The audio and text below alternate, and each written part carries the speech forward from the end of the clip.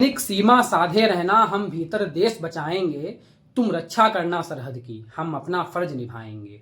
ये आवाज़ है आज हर उस भारतीय की जो मजबूती और एकजुटता के साथ खड़ा है अपनी बहादुर भारतीय सेना के साथ। चाहे वो इंडियन एयरफोर्स हो, इंडियन नेवी हो या इंडियन आर्मी, जो मजबूती से मुकाबला कर रही है हमारे खिलाफ नापाक इरादे रखने वाले आतंकिस्तान, पड़ोसी मुल्क पाकिस्तान का, जिसने ऑपरेशन सिंदूर के बाद अपनी कायराना हरकत से बाज नहीं आया और ख़त्म हो चुका पाकिस्तान, आटा दाल पानी के लिए मोहताज पाकिस्तान, हम पर हमला करने की नापाक हरकत कर रहा था, जिसको हमारे एयर डिफेंस सिस्टम ने मार गिराया। पर यह समय इन सब बातों का नहीं है। युद्ध के इस हालातों में समय है मजबूती के साथ खड़े होने का और एक संदेश देने का, क्योंकि सीमा पर खड़ा हुआ जवान, सीमा पर खड़ा हुआ एक सिपाही सिर्फ युद्ध नहीं लड़ता।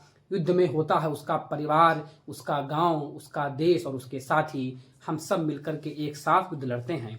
जब हमारी भारतीय सेना के सैनिक, चाहे वो नभ में हो, जल में हो, थल में हो, डट कर के मुकाबला कर रहे हैं हमारे आतंकी मुल्क पड़ोसी पाकिस्तान का, तो हमें भी एकमुश्त होना है और हमारी सीमा पर खड़े सैनिकों को ये संदेश देना है कि आप बहादुरी के साथ मुकाबला करिए, पीछे हम खड़े हैं। आप सीमा पर तैनात रहिए, आपके परिवार के साथ हम खड़े हैं, आपकी सहायता के लिए हम खड़े हैं। ये सम्मान है, ये मौका है शौर्य की सराहना करने का और उन सब परिवारों की सहायता करने का, उनके साथ मजबूती से खड़े होने का जिनके भाई बंधु पिता हैं भारतीय सेनाओं में, जो रक्षा कर रहे हैं हमारे देश की, क्योंकि वही हमारे रक्षक हैं। हमें उनके परिवारों के साथ सहानुभूति दिखानी होगी, उनके साथ खड़े रहना होगा, क्योंकि हमारी आपकी रक्षा के लिए गोलियां सरहद पे वही खा रहे हैं। आज हम और आप जो मोबाइल पर उंगलियां चला रहे हैं या टीवी पर आंख गड़ाए बैठे हैं और सोफे पर पॉपकॉर्न खाते हुए इस युद्ध के हालातों का, इस जंग के हालातों का आनंद ले पा रहे हैं, ऐसा कुछ लोग कह रहे हैं कि बहुत मज़ा आ रहा है, तो उनको याद रखना चाहिए कि ये भारतीय सेना ही है जो आपको ये मौका दे रही है, क्योंकि वो सरहद पर डट करके खड़ी है और मुकाबला कर रही है नापाक पाकिस्तान का।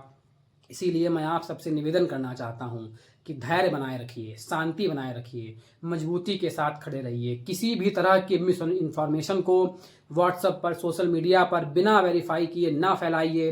पाकिस्तान के प्रोपेगेंडा में मत फंसिए कि उसने आपके राफेल गिरा दिए। ये उसकी इतनी हिम्मत ही नहीं है। उसका एयर डिफेंस सिस्टम जो चाइनीज़ कबाड़ी माल था वो तबाह हो चुका है। वो आपका 1% नुकसान नहीं कर सकता। हमारा एयर डिफेंस सिस्टम 100% एक्यूरेसी के साथ काम कर रहा है।